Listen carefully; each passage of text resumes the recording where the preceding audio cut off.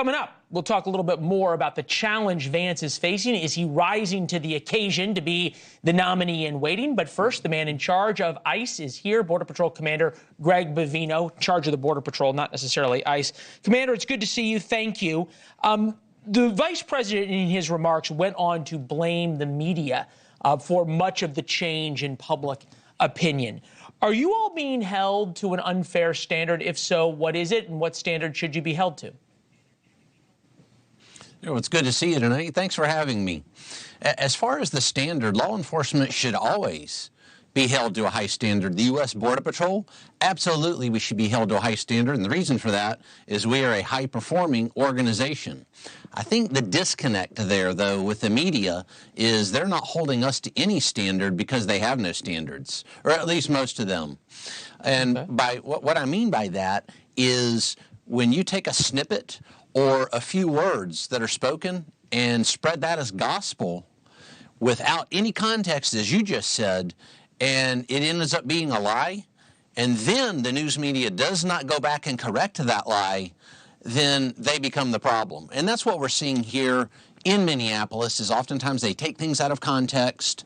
Sometimes it seems purposely, and it ends up causing us, law enforcement, who are already held to high standards, a lot more problems. Okay. And understandably, you all have faced an enormous amount of danger. And I appreciate that. I've been out in these crowds before, especially during BLM, and then spent a lot of time in these crowds overseas. I want to play for you the vice president talking about the use of chemical munitions, tear gas is what we would commonly call it, on protesters. Here you go. We don't employ the kind of tactics that are only necessary when violence is committed against officers. That is these guys' directive, and that's what we're going to try to do. Okay, only necessary when violence is committed. This clip has gone around the world. At one point today, I looked up, I saw it playing on 3 different cable news channels of you personally throwing a tear gas canister. Take a look. I'm in the gas. Get back. Gas is coming. Gas on film. Gas on film. We're filming you. Gas on film, Bavino. Gas on film.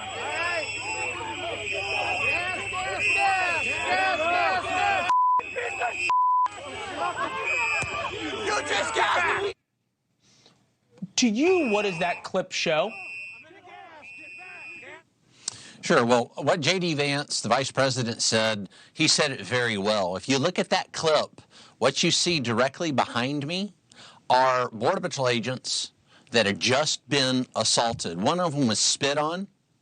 As that individual that spit on a Border Patrol agent was taken into custody, several other suspects came in and tried to intervene physically, both body checking Border Patrol agents as well as physically wrestling with Border Patrol agents to try to free the original suspect that spit.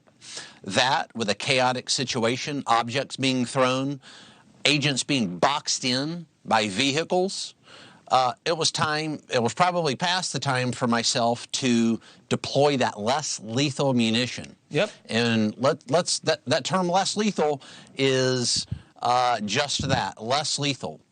If we didn't have less lethal, what would we be left with? I think that's a question that a lot of these media, and they seem to leave that out. Do they want fisticuffs and guns?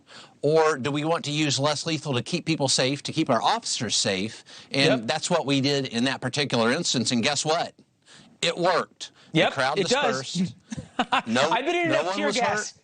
I've been in enough tear gas, Commander. I understand that. I just want to get you to this, though. There has been a marked change in public opinion. Now, we can discuss why, but the change in public opinion is real. About a year ago, a majority of Americans wanted every single illegal immigrant deported.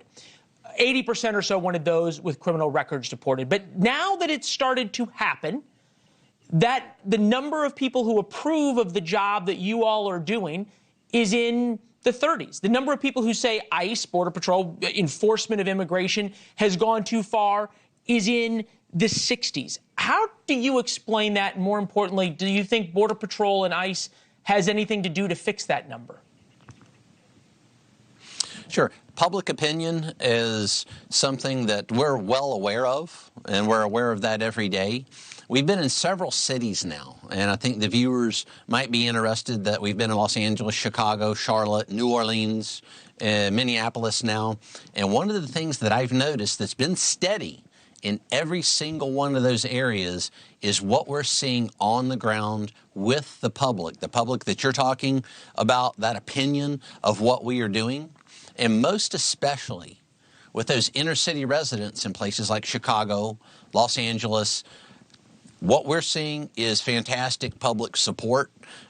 Here in Minneapolis, a lot of thumbs up and a lot of good jobs. Now, a lot of it is under their breath because they are afraid of that but 5 or 10% of agitators and rioters. Come on, Commander, though. You know as well as I do, the rest of America, though, there's a lot of fair-minded Americans who don't like seeing how the sausage is made, right? They want illegal immigrants out, but seeing that little boy with his blue hat just standing there in the snow, it breaks anybody's heart, doesn't it?